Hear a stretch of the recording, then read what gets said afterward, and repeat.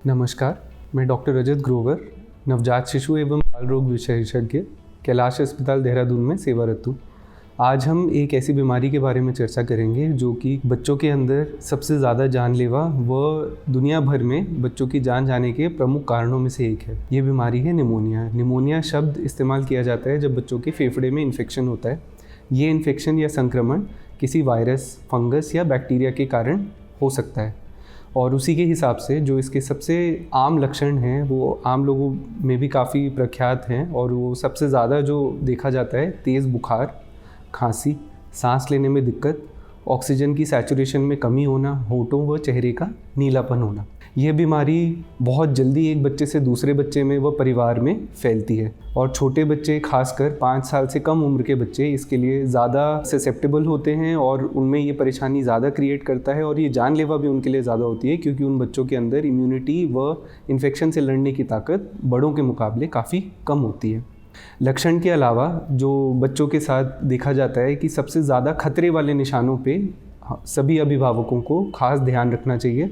ये खतरे के निशान होते हैं कि बच्चे का सुस्त पड़ना, उसको झटके, फिट्स या दौरे आना, बच्चों का खाना न खाना व होठों पे नीलापन या चेहरे पे नीलापन होना, ऑक्सीजन की सैचुरेशन में कमी आना। यदि इन लक्षणों में से कोई भी लक्षण अभिभावक को पाया जाता है, उन्हें तुरंत बच्चे को पास के अस्पताल में इमरजेंसी में लेकर जाना चाहिए। निमोनिया का इलाज जो है वो एंटीबायोटिक्स व इन्फेक्शन के खिलाफ दिए जाने वाली दवाइयों से होता है, बट आप इलाज अपने निकटतम बाल रोग विशेषज्ञ के कंसल्टेशन पे ही कराएं क्योंकि बच्चों को ऑक्सीजन की आवश्यकता भी पड़ सकती है, उनको कुछ जांचों की भी आवश्यकता पड़ सकती है और साथ ही साथ ऐसा भी हो सकता है कि बच्चों को 1 से 2 दिन या 3 दिन के लिए अस्पताल में भर्ती रखना पड़े। यदि चीज़ें ज़्यादा सीरियस नहीं हैं तो मुँह की दवाई से भी बच्चों का इलाज 5 से 7 दिन में कंप्लीट किया जा सकता है। अब यदि बीमारी इतनी जानलेवा है तो हम सभी चाहेंगे कि उससे बचाव किया जाए। तो बचाव के सबसे प्रमुखतम उपाय हैं कि बच्चों को पौष्टिक आहार दिया जाना चाहिए, हाथों की सफाई रखी जानी चाहिए, आसपास का एनवायरनमेंट साफ़ सुथरा रखना चाहिए। घर के अंदर यदि किसी को खांसी, नज़ला, ज़ुकाम, बुखार है तो ये अवश्य देखें कि वो जो परिवार का सदस्य है उनको मास्क दिया जाए, बच्चों को भी मास्क पहनाया जाए।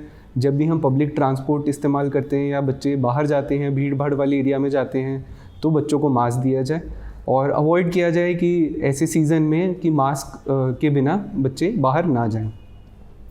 तो इसके अलावा जो सबसे ज़रूरी है बच्चों के निमोनिया से बचाव के लिए वो है टीकाकरण। तो समय पे टीकाकरण बच्चों का पूरा कंप्लीट होना चाहिए।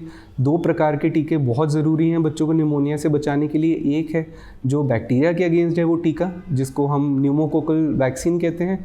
वो 1.5, 2.5, 3.5 महीना, 9 महीने पे टीके लगते हैं और यदि उस समय पर बच्चों का मिस हो जाता है तो बाद में भी लगाए जा सकते हैं। तो इसके बारे में भी ज़रूर अपने बाल रोग विशेषज्ञ या पीडियाट्रिशियन से बात करें।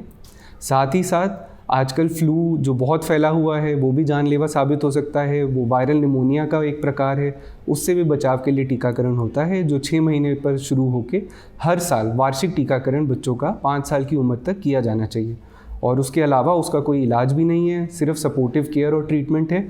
तो हम यही चाहेंगे कि बच्चे इन सभी जानलेवा बीमारियों से सुरक्षित रहें और आप बचाव के सभी उपाय साथ ही में लेकर चलें। धन्यवाद।